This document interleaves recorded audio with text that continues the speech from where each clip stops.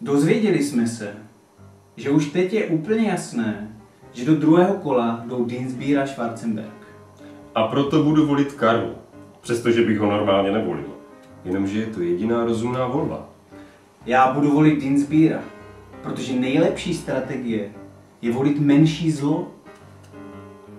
Takže buď se budeme chovat fakt takhle hloupě, a ono to dopadne přesně tak, jak vlastně nechceme. No a nebo k volbám zaujmeme takový postoj, aby se do druhého kola dostal ten, koho opravdu chceme. Připadá mi jako nesmysl volit menší zlo, když si můžu zvolit to, co mě vyhovuje. Totiž v médiích nám nejdřív řekli, že jasnými favority jsou Zeman a Fischer. No klukům na YouTube se to nelíbilo.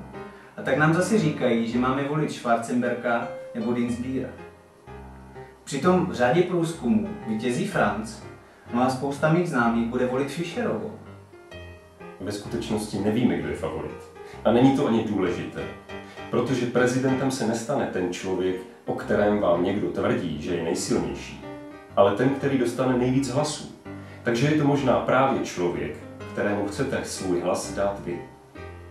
Takže prosím vás, nepřemlouvejte bábu ani dědu. Nevymýšlejte, jak sejmout Fischera se Zemanem.